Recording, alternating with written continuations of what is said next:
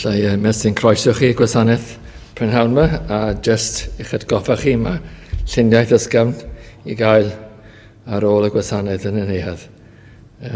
Cyfrafod gweddi nesaf fydd Mai 19 y trydydd nos Iau yn y mis, Mai 19, ac fydd oedfa prynhawn nesaf fel yr arfer gyda Alun Hayam y Pregethu.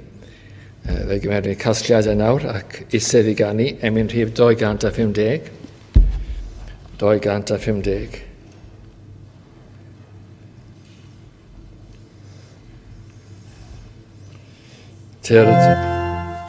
Tyrd ysbryd sanctaidd rho dy wawr, datgyddiau ddyfnion bethau diw eglura uni'r enw mawr, a gwna'n hyn neidiau meirwn fyw. Emyn rhif 250.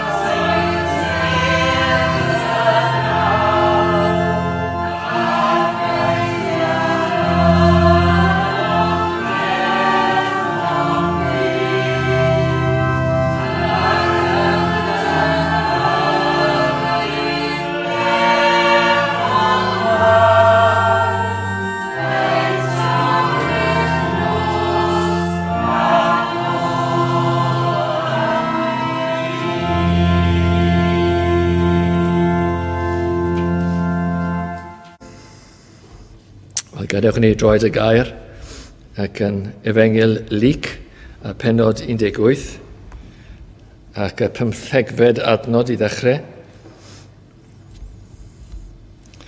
ac yn darllen hyd adnod 30. Luc pennod 18 adnod 15.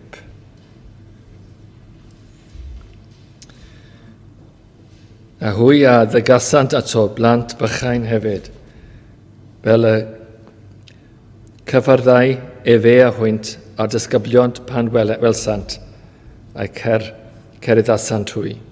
Eithir y Iesu a'i galwedd hwynt ato, ac y ddywedodd, gadewch i'r plant bychain ddyfod ata fi, ac na weherdwch hwynt. Cynnwys eiddo'r cyfryw rai yw teyrnas Dduw. Yn wir meddaf i chwi, pwy bynnag ni dderbynio deyrnas Dduw fel dyn bach, nid a efe i mewn iddi. Ar rhyw lywodraethwr a fynodd iddo, gan ddywedyd athro da, wrth wneithir pa beth yr etifeddaf fi fywyd tragwyddol. Ar Iesu ddywedodd wrtho, Paham yn gelwi yn dda, nid oes neb yn dda, ond un sef Duw. Ti ewyddos y gorchmynion, na odyneba, na ladd, na ladrata, na ddwg gam dysiolaeth, anrydeddad y dad a'r fam. Ac e fe a ddywedodd, hyn oll a gedwais o'm hiengtid. Ar Iesu pan glybu hyn a ddywedodd wrtho, yma un peth eto yn ôl i ti. Gwerth yr hyn oll sydd gennyt, a dyro i'r slodion, a thi gei drysor yn y nef, a thyred canlyn fi. Ond pan glybu e fe pethau hyn, e fe a aeth a thrist, canes yr oedd e fe yn gyfoethog iawn. Ar Iesu pan welodd ef wedi myned yn y thrist, a ddywedodd, mor anodd ar rhai y mae golyd ganddynt i mewn i deyrnas ddiw. Canes haws yw i gamel fyned trwy grau'r nodwydd ddir, nac i olidog fyned i mewn i deyrnas ddiw. A rhai a glywsent a ddywedasent, a phwy a all fod yn gadwedig. Ac e fe a ddywedodd, y pethau sydd amhosibl gyda dynion, sydd bosibl gyda Duw. A dywedodd Pedr, wele, ni a dawsom bob peth, ac yn galenasom di. Ac e fe a ddywedodd wrthynt, yn wir meddai fi chwi, nid oes neb ar a adwodd di, na, neu rieni, neu frodyr, neu wraig, neu blant, mwyn teyrnas Dduw, a ni dderbyn lawer cymaint yn y pryd hwn, ac yn y byd y ddaw fywyd tragwyddol. Amen. Gadewch ni droed yr arglwydd mewn gweddi. O holl a lluog, fe ddewn ni eto o Dduw gyda fron yn enw yr arglwydd Iesu. Yn diolch o arglwydd bod na fynedfa i gael i fewn i'r presenoldeb. Diolch o Dduw y bod na ffordd gyfreithlon i bechaduriaid, i fyned i fewn trwy y llen i y sancteiddrwydd mawr. Ac o Dduw, dyn ni'n felly yn dod yn ofalus ac yn ystyriol, yn bod ni'n bechaduriaid, ac yr wyt ti yn sanctaidd, yn wir fel o'r ydym wedi canu yn barod, wyt ti yn sanctaidd teir gwaith. Ti yw o Dduw, y Duw sanctaidd, y Tad, y Mab a'r Ysbryd Glân. Ac o Dduw, wyt ti yn teyrnasu dros pob peth, teyrnasu dros ein bywydau ni i ddechrau, ond hefyd dros pob cenhedlaeth, pob oes. Ac o Dduw, sut felly mae modd i bechaduriaid i ddod gyda fron? O Dduw, felly dyn ni'n ystyried yr ysgythyr ac yn darllen yr ysgythyr. Dyn ni wedi dod i ddeall a chredu taw yr unig ffordd yw trwy yr arglwydd Iesu, trwy ei waed ef a'i forwolaeth ef, a bod e wedi paratoi ffordd, wedi agor ffordd i mewn i dy ffafr. Ac o Dduw, felly, yno fe yr ydym yn dod. Dyn ni yn dod o Dduw yn cofio taw e fe yn unig yw y ffordd. Gallwn ni ddim cymryd un peth ohono fe, heb niweidio yr iachadwriaeth yma. Na allan ni ychwanegu dim peth chwaith. Yn arbennig o Dduw yn ein mater ni o gredi a ffydd, wrth i ni falle meddwl bod iawn yr Iesu yn anigonol, a falle bod rhaid ennill ffafr trwy'n bywydau ni, falle bod eisiau dy blesio di o Dduw. Wel, dyn ni'n gwybod bod e'n beth dda i fyddhau y gorchmynion, ond dyn ni'n gwybod hefyd, does dim modd i ni i fyddhau y gorchmynion ac i gadw nhw.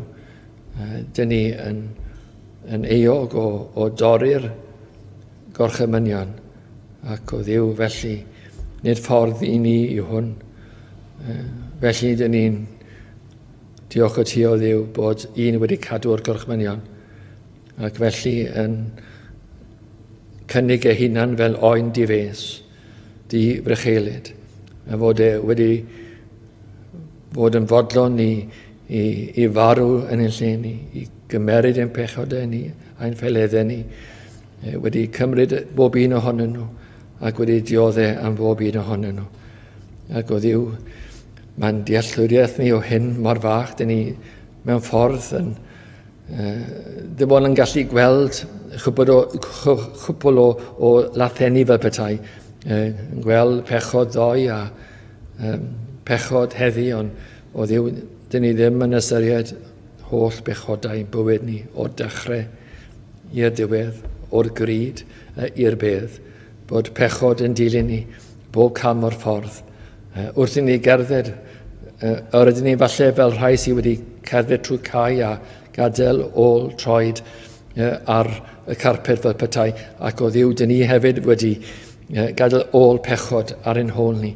Mae'n bosib ein dilyn ein hanes ni a gweld pechod yn mynd nôl i'r dechrau fel petai, cael ein geni mewn pechod, parhau mewn pechod. A os rhywbeth o Dduw, mae'n pechodau ni'n cynyddu, fel petai, pan mae bywyd yn mynd yn fwy cymleth, efallai bod ein pechodau ni'n cynyddu, nid yn ni'n dod falle yn fwy ymwybodol ohonyn nhw. Ond yn ni'n deall, dyw'r byd ddim yn ymwybodol o'i pechodau, ond diolch i Dduw, yr ydyn ni wedi dod yn ymwybodol o pechodau ni. Ac oherwydd bod ni yn y bywyd, yn ni'n gweld ein pechodau ni. A bod ni'n gweld bod angen y gwaed i olchi y cyfan i ffwrdd. Dyn ni'n diolch bod y gwaed wedi olchi ôl trad yma i gyd i ffwrdd. A yn dy olwg di trwy Iesu Grist, yr ydyn ni'n gyfiawn ac yr ydyn ni'n lan. Ac o arglwydd dyn ni'n diolch am gwaith achubol yma, y gwaith mwyaf arbennig yma. Cyn gofyn nawr o Dduw i ti ymestyn mas i'r rhai sydd yma pynhawn yma. A fydd o arglwydd llawd y ras yn cynnig i ryw enaid gwan a tlawd, gras Duw, iachadwriaeth llawn.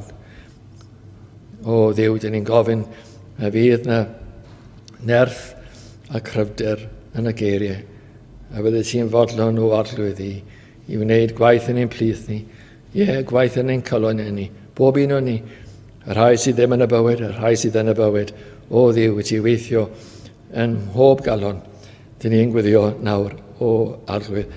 A hefyd o Dduw yn ystyriol o'n taith bywyd ni ac yr anawsterau, ac bod y peth mawr mor bwysig, dyn ni yn gofyn am y pethau bach hefyd, ac yn dod gyda fron ti, ac yn gofyn o Dduw i ti siarad yn llais tangnefeddus, yn llais heddwch i ni, a i ti i distewi ein calonau ni, ac i ddod â llawenydd hefyd yn sgil hynny.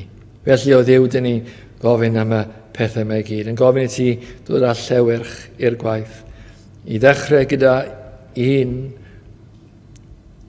drwydigaeth, un achubiaeth.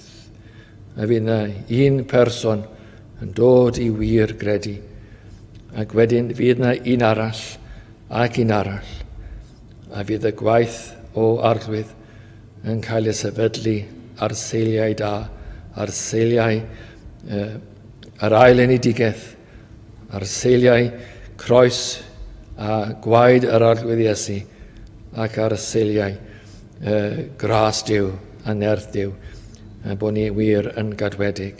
Does dim adeiladu heb y gwir beth. Gallwn ni ddim adeiladu o Dduw heb adnoddau. Ni'n gofyn i ti felly, i ti roi cerig i ni felly i adeiladu y ti. Ac yn gofyn o Dduw y cyfan yma mwyn digoniant, fydd y enw di yn cael ei ddyrchafu, a fydd o arglwydd y clod i gyd iddo ti. Fydd y ti o arglwydd yn cael enw da yn ein plith ni. Yn gofyn y cyfan yn enw Iesu Grist. Amen.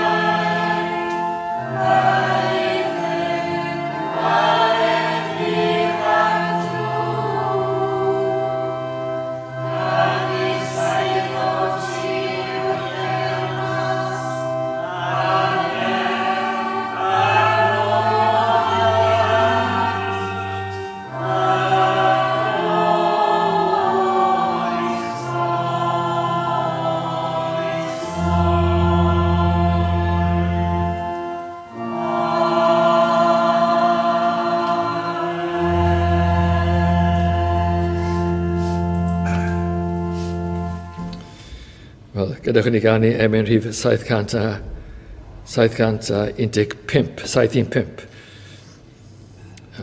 Wedyn bydd parch Vernon Hayam yn dod i bregethu. 715 o ddiw ein craig anoddfa. Gadewch i ni sefyll i ganu.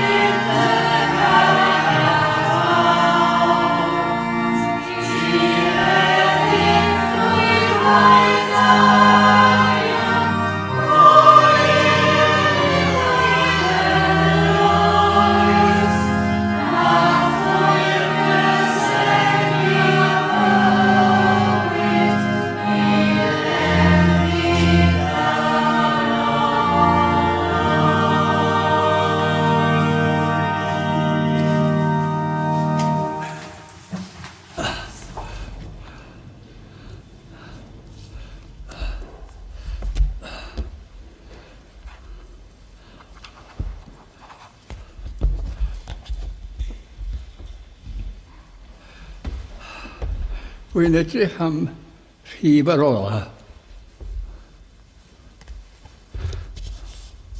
Triwdau.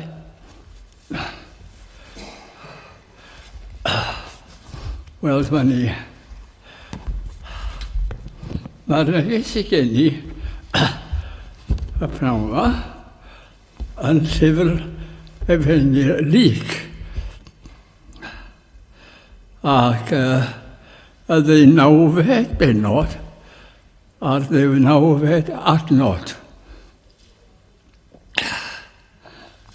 Ar yw y lywodraethwr a ddynodd iddo gan ddweud athro da wrth mesur pa beth a etifeddaf fywyd tragwyddo. Nawr mae hwnna yn gwestiwn rhesymol iawn. Ac mae'n debyg bod yna lawer yn y byd dros y blynyddoedd wedi gofyn y cwestiwn yna. Rhyw ffordd ei gilydd. Ac mae holl crefyddau'r byd yn pwyntio i'r ffaith bod dynion yn meddwl am y byd a ddaw. Mae o'n gwestiwn llosg ac mae'r arglwydd Iesu yn gwrando ar bachgen ifanc yma yn garedig ac yn garedig iawn. A gwirionedd yw, mae'r cwr ifanc yn gofyn ar ôl marw. Beth sydd yn digwydd i fi? Ac y mae'r arglwydd yn trafod cyn hyn symlrwydd ar y pryd. Mae'n siarad am blant.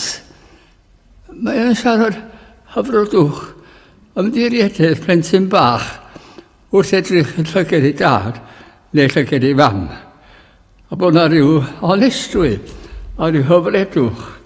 Ac mewn ffyr, bydd yna beth sy'n ganddo fi'n meddwl, a mae ffydd fel yna, mae yna rhywbeth gonest, mae yna rhywbeth glân yna fo. Yn wir fe fi chwi, pwy bynnag ni dderbynnu o deud yw, fel dyn bach, nid ai fe i mewn iddi. A dyd y gwir, os ydy rhywun ddim wedi deall bod rhaid dod yn nosegedig ac yn syml, dyn nhw'n wedi deall o gwbl. Nawr, mewn un ystyr, mae'n hanesyn yma yn un anodd. Ond hefyd, mae'n urhyfedd iawn.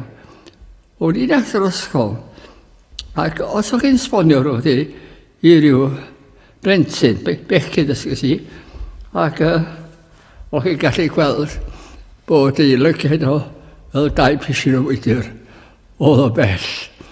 Ac yn ansydyn, maen nhw'n goleuo. A chi'n gweld, mae hwn wedi deall. A da chi falch. Mae o fel sa'n goleuo i holl osgol fo.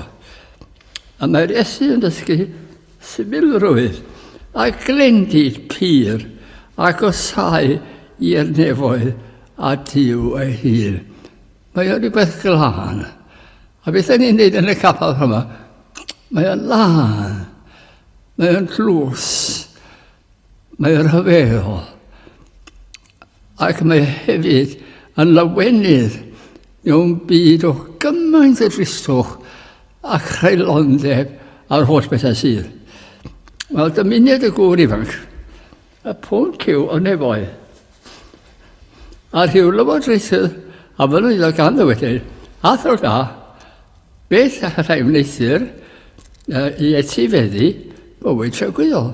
Fi eisiau gwybod o. A mae hon yn sefyllfa anodd i weld yn galonogol iawn i dydych bod y bregethwr yn cael bachgen ifanc a dweud, fi eisiau gwybod sy'n mynd i'r nefoedd, byddai'r bregethwr yn codi galon. Rwy'n a diddordeb o'r diwedd. A mi fydda fo'n codi galon oherwydd hynny. Mae'r gŵr ifanc eisiau mynd i'r nefoedd.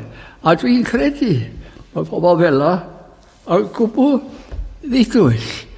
Mae nhw eisiau mynd i'r nefoedd ac nid ydych eisiau mynd i uffern. A beth sydd yn ofnadwy cyfeillion, mae hynna uffern. Os gynnwch chi rhywun y teulu yn mynd ar ei pen uffern, da chi'n poeni, da chi'n gweddio i uffern. Mae hwnna beth ofnadwy. Mae weld i mi bod y fwyaf rillethol o boblogaeth y byd a fynd ar ei pen i uffern dragwyddol. Di diwedd, dim gobeith, y mwyafrif. Ond mae'r gŵr ifanc yma, mae o eisiau fynd i'r nefoedd. Mae o'n ifanc. Ydy, hyn yn neis iawn. Licwn ni fod yn ifanc. Mae o'n gyfoethog. Mae hynna'n neis iawn y fi. Oedd o'n ifanc, oedd o'n gyfoethog, ac oedd o'n bwysig. Oedd o'n lywodraethwr. Mae'r gŵr ifanc yn ddyn moesol. Diolch yn anfoesol, fel oedd mwyafrif y bobl ym mhob oes, yn anfoesol, ond nid hwn. Yr oedd yn ŵr ifanc moesol. Yr hyn i gyd yma ei galon a'i feddwl mewn storm. Mae'n feddwl, wel mewn storm. Mae fel wedi drysu. Beth na i, Dwi eisiau bod yn siŵr. Dwi eisiau mynd uffern. Dwi eisiau mynd i'r nefoedd. Beth nai. Nid yn unig y mae o'n marw, ond y mae o'n hiraethu am gartref ysbrydol. Mae o'n agwedd sydd yn osynedig. Mae o'n dod at yr Iesu ac yn dweud, athro da. Nid helo chi, ond athro da.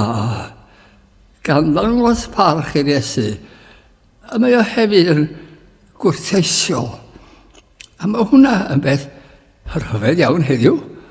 Chewch chi ddim llawer os y geidrwydd heddiw, a ddim llawer o gwrteisi.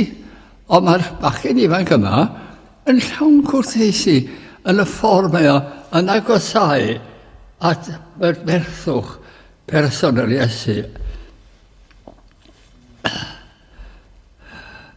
Ond mae ddysgu ni rhywbeth arall. Yn Efengyl Luc, yr un hanesyn, dydy o ddim yn tynnu oddi ar hwn, ond mae yn ychwanegu yn Marc 10:40. A dyma'n hanes. Ac wedi ddefnyddio allan i'r ffordd, rhedodd un ato, ac ysyngodd iddo, ac ofynodd iddo, athro da, beth am na, fel yr eto fywyd tragwyddol. Wedyn mae o'n dod â ryw nodyn arall. Nodyn, mae rhaid i fi weld hwn. Mae rhaid i fi siarad. Mae'n wahanol i arweinyddion crefydd. Mae ar wahân. Mae o'n rhyw fath o athro. Mae o'n lan, mae o'n byd, mae o'n gwybod. Beth ha'n neud? A mae'r rhedeg ato yn ei gyflwr. A mae'r adnod hon yn dangos yn glir bod y gŵr ifanc yn wirioneddol o ddifri. Ga i ofyn i chi. Pnawn yma. Pob un ohono mi, fi hefyd. Ydyn ni o ddifri? A di'n ystyried yn bywydau beth ydym ni? A di'n ystyried weithiau hefyd beth garw ni fod? A da ni'n meddwl fel mae'r oes yn mynd. Oes ar ryw bryder yn dod i'ch calon? O leia fe mae'r bachgen yn dod at yr un iawn, o leia hynna. Ac wrth o ddod, mae hyn yn hyfryd iawn. A'r Iesu'n edrych ar o, a'i hoffo. Oedd o falle bach neis. A lle chi'n peidio lecio fo. A'i hoffo. Dyna'n drws, wel ydy mae o.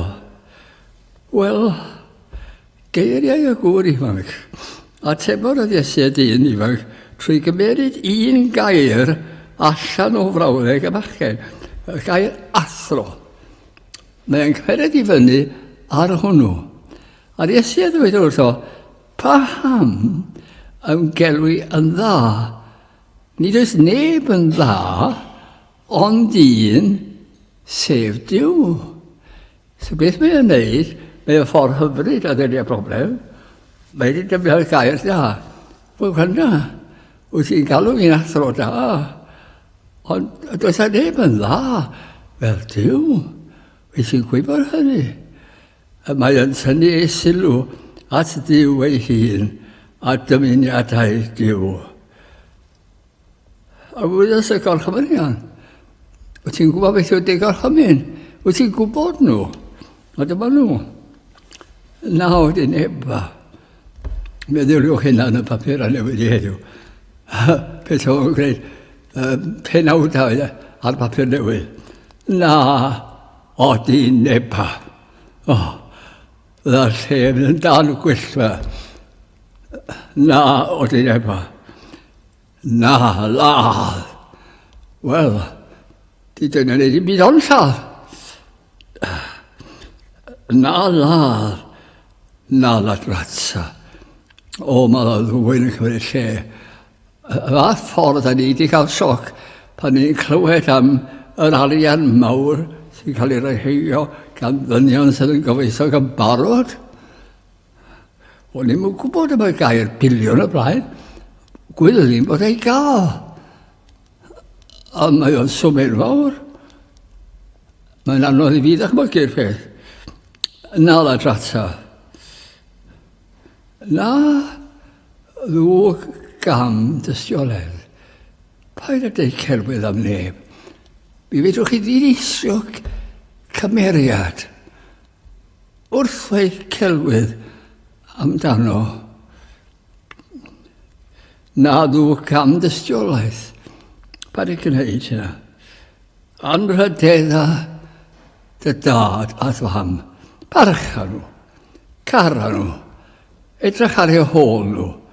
Dyma'r gorchmynion. Mae'n angl bod y dyn ifanc wedi cael ei fagu mewn cartref da ac yn parchu disgyblaeth ei dad a'i fam. Allwch chi ddweud am hwn, wel, mae o cartref da.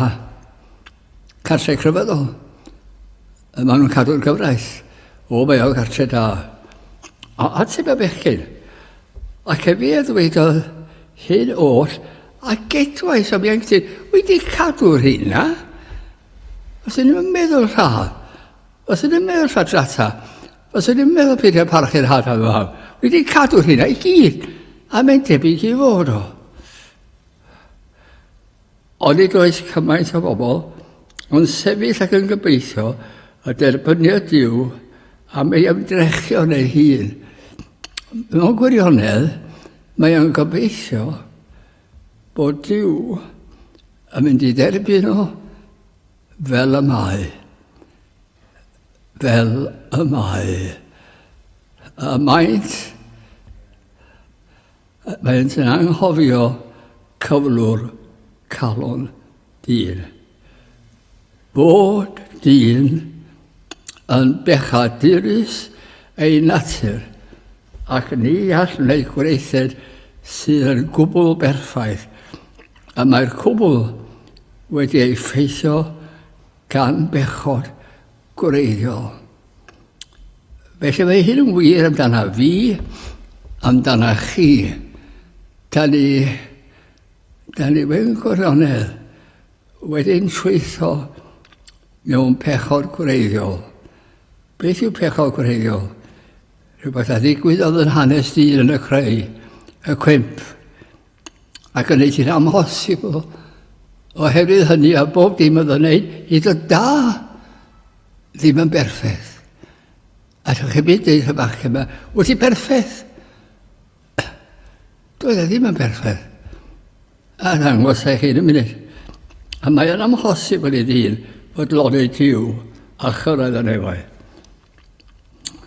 Dywed y Beibl, nid trwy weithredoedd. Chi deall? Da chi'n meddwl bod chi dda pan o? Nid trwy weithredoedd. Nid trwy weithredoedd. Wel pam? Oherwydd nid ydynt yn berffaith. A mae'n drist iawn i weld ymdrechion gorau dyn yn gwbl fethiad i fodloni Duw. Yn wir, y gair yw hunan gyfiawnder.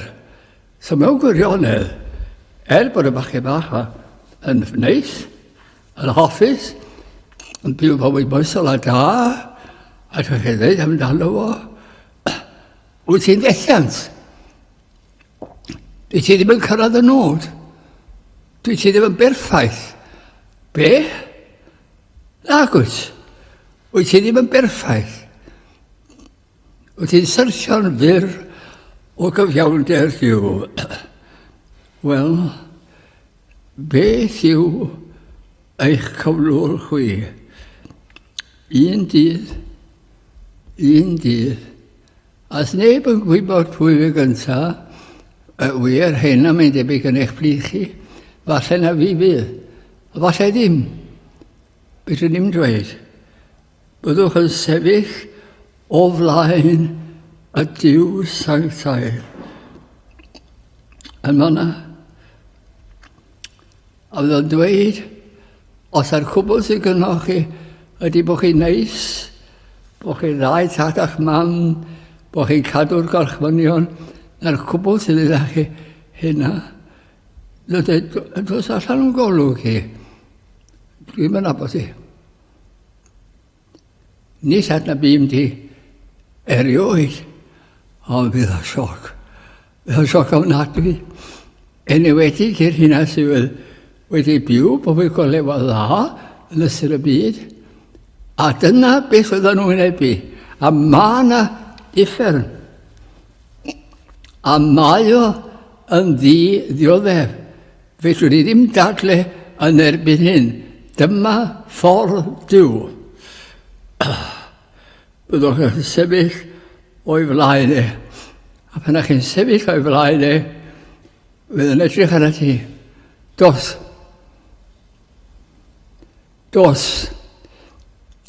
Dos yn golwg i. Nid adna bym di erioed. A mae o'n golledig. Ac heb obaith. Camgymeriad y dyn ifanc. A mae'r arglwydd Iesu yn pwyso gartref cyflwr y dyn ifanc. A'r Iesu pan glybu hyn, a ddywedodd wrtho, a mae un peth eto yn ôl i ti. Rhywbeth arall i ti fel amdano fo. A un peth eto yn ôl i ti. Gwerth yr hyn oll sy'n gen ti. Gwerth a pob peth. Bob dim. A dyro i'r trodion, na ti weithred, gwerth ar cwbl, a'r holl cyfan, a ti a'i geid drysor yn y nefoedd, ond yma'r Arthur a canlyn fi. Na hi, na'r gost, so beth mae o'n neud, a mae geiriau'r Iesu yn amlygu camgymeriad ysbrydol y llanc ifanc. A phan glybu efi y pethau hyn, efi aeth yn athrist canis yr oedd efe yn gyfoesog iawn. Ydych chi weld yr olygfa dyn wedi fagu'n dda, dyn moesol, yr holl bethau yna i gyd, ond hynna'n gyfiawnder, mae beth hyll. O, dwi ddyn da. Dwi'n parchu'n had am am. Dwi ddyn da. A mae'n gwrando ar hyn i gyd. Beth sy'n sefyll ei arglwydd? Gwerthu bob dim, ie. A rhoi o'r trodion, stop y bana. A thyrd a canlyn fi. Aha. A mae'r dyn ifanc yn edrych ar ei camelod, ac ar ei gyffyle, ac ar ei gerbydau, ac ar ei dau mawr, ac ei bentyrau o arian, a'i bwysigrwydd, a'i swydd yn y llywodraeth. Mae yn edrych ar y cyfan, ac yna mae yn edrych dilyn Iesu. W'n i'n faint amser mae'n ei. Ond yn y diwedd, yn dris, cofiwch, mae'n rhoi gefn ar Iesu ac yn mynd yn ôl at ei bethau. Ac yn y diwedd, fydd rhaid iddo gadael nhw i gyd. O, rwy'n yn gofyn, am ryw ddyn, wy'n abod y dyn, rwy'n o'r Lloegr. Oedd o sobor y gyfeithog. Ych chi, y wirionnydd o gyfeithog. A fi farw. Ac yn yr angladd, dyma ddyn yn gofyn, faint nad o adael? Fel fi, y cwbl. Y cwbl. Yn wir i. Y cwbl. Dyn nhw'n prynu dim. Efi aeth yn athrist, os ydy wedi hoffi, ond wir, gofyn gormod i mi. y pwynt mawr yw cyflwr calon y bachgen.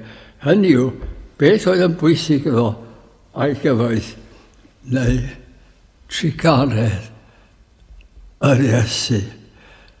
Rhaid troi cefn ar hyn yn cyfiawnder a cheisio myddeiant am ein pechod. Yn ddynol, mae'r arglwydd wedi hoffi a disgyblion hefyd, ond roedd y bachgen ifanc yn hoffi pethau, yn hoffi arian, yn hoffi pwysigrwydd. Yr Iesu yn welodd yn athris a ddwedodd, mor anodd a'r rhai mae golyd gannoedd i mewn i deyrnas nefoedd. Mae'n anodd ofnadwy. Canis haws yw i gamel fyny trwy grau'r nodwydd ddyr, nac i olydod fyny mewn i deyrnas nefoedd. Wel, wrth gwrs i foro. Mae hwnna'n gwbl amhosibl i gamel yn ei fewn rhyw slotach. Mewn nodwydd, wel, dyna'r her. A rhai ei clwsant, a ddywedasant, o phwy all fod yn gadwedig?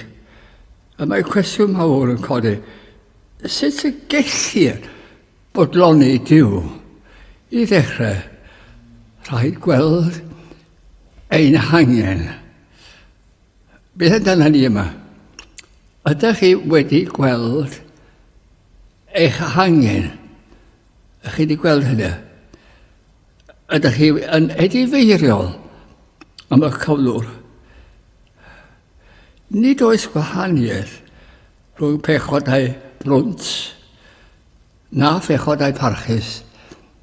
Yr un peth yn nhw. Yr un peth, hunan gyfiawnder.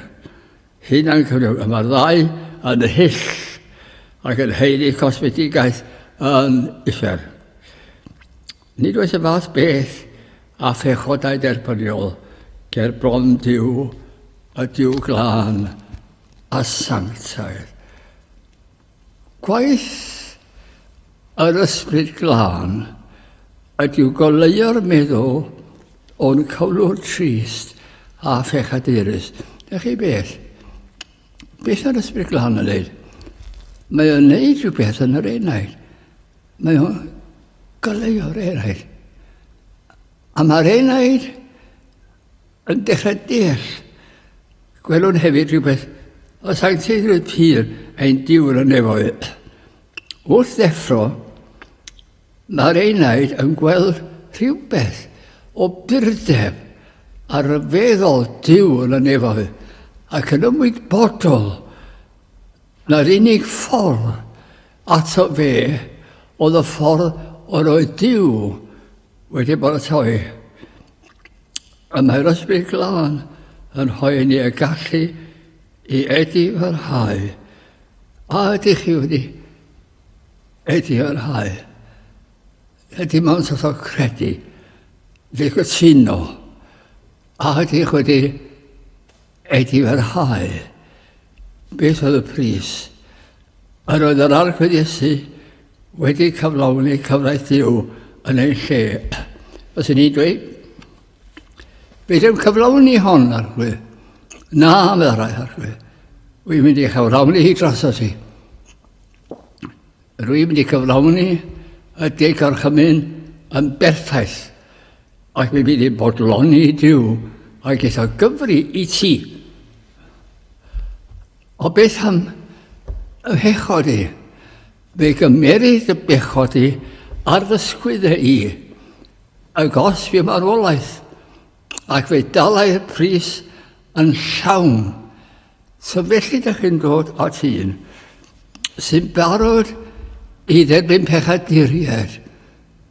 Yn barod, mae o'n rhoi maddeuant i ni. Mae o'n rhoi gwisg o gyfiawnder i ni. Mae'r maddeuant yn costio'r groes. Mae pechod yn gorfod cael ei gosbi.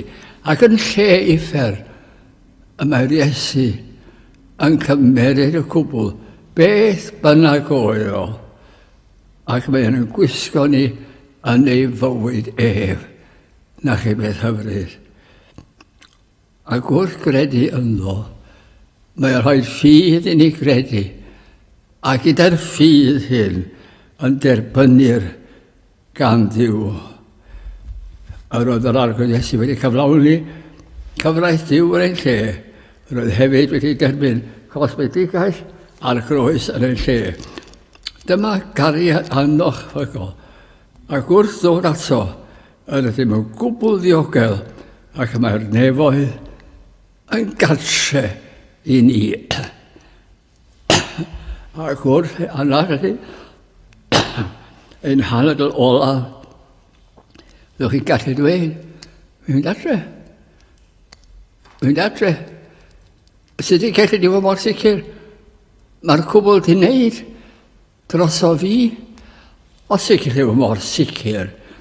Oherwydd mae'r arglwydd wedi gwneud y cwbl dros o fo. Dyma'r ffordd i'r nefoedd. A ydych yn troedio y ffordd yna. Gadewch i fi ole hanes sy'n bach chi. Hanes ydi o dychmygol. Eisiau chi fel am borth y nefoedd. Mae'n brydferth iawn. Mae'n hyfryd iawn. A fan'na mae Duw a'r yngylion ac y blaen. A tu allan i borth y nefoedd, mae yna ddyn a oedd yn gyfoesog iawn. Ac mae yna ddyn, mae yna linell o ddynion yn mynd y llwybrau ffordd i borth y nefoedd. Ac yn ei llaw, mae tocyn bach. A mae'r dyn sydd y dyn mawr yma, a dydw i'n deall. Maen nhw wedi gwrtho gada fi mewn. Wy'n ddyn da. Wedi gwneud pentr o arian. Wedi byw bywyd ardderchol. Ond maen nhw'n gwrthod i fi fynd i mewn. A meddwl nhw, does gen ti'n ticket? Wel, lle mae rhywun yn cael y ticket? Gad i fi cael dy ticket i? Wel, allan nhw'n ti. Come on, rhoi. Rhoi dy ticket i fi.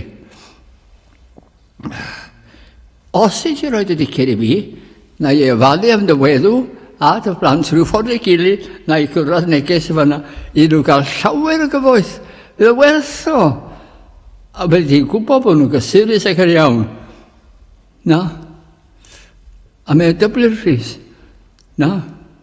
A mae'n dyblu ac yn dyblu. Na. Wel, faint dalus di amdano fo? Dim. Dim felly. Lle cestio wrth y groes. Wrth draed yr Iesu. Ac yna ges i fyddiant am y mechodau os ylwch chi mae'r ticed ma'n goch. A mae'r ticed ma'n rhoi hawl i fi i fynd i'r nefoedd. A mae dyn drian yn gorfod troi heibio rwy'n golledig, rwy'n dragwyddo golledig, rwy'n golledig. Ond i'r sawl sydd wedi bod at Iesu ac wedi cael myddeiant bechodau a gwisgo y mywyd perffaith Crist, maen nhw yng Nghrist yn ddiogel. A mae yna le yn y nefoedd, etifeddiaeth anrhygredig, dihalogedig yn y nefoedd i ni. Wel, ydych chi ar y ffordd? Ne, fydda ni yn hyn so, cael barn arall, does dim barn arall. Aiat athro arall, o mae yna ddigon o athrawon, digon, a gaid ysgeidiaeth. Yn alluog iawn, ond dim gobaith. Gwrandwch ar y geiriau bendigedig yma. Wrth flaen o Dduw rwy'n sefyll gan sefyll o hir bell. Y pechadur yw enw. Ni fydd y enw gwell. Trigaredd wedi cheisio, a'i cheisio eto hwnna. Trigaredd i mi dyro rwy'n marw. Ond nis ca pechadur wy'n mi wela o ddiw na allan ddim. Rwy'n dlawd, rwy'n frwnt, rwy'n eog. O, byd trigar o gym. Rwy'n addefn at ysgennu. Trwy mywyd hyd fy medd o hyd yn gweiddi pechais. Nid rwy'n heiddi hedd.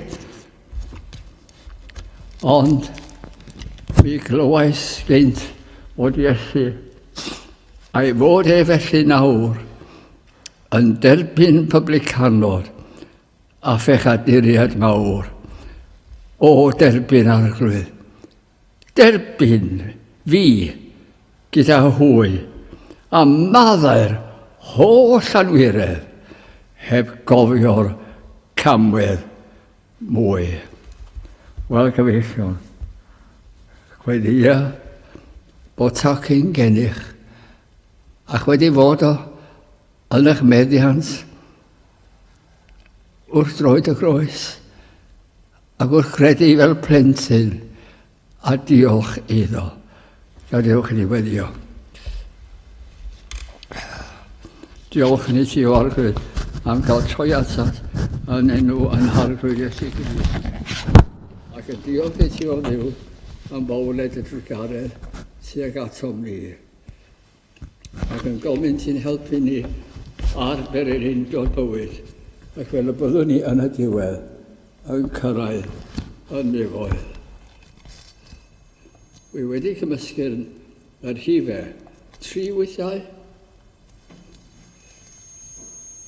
O'ch yn bawlo te. O. Ron. Rhaid. Deiad pechaduriaid Ffrian yn fynd teodd mawr yn hir.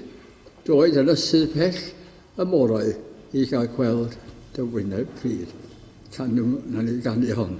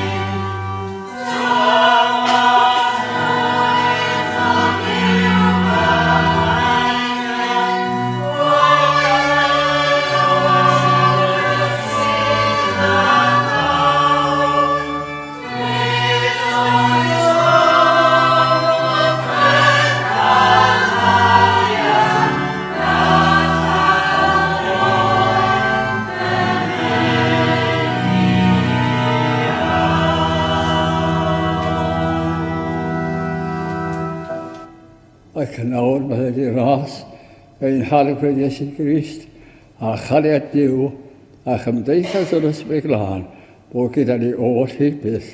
Amen.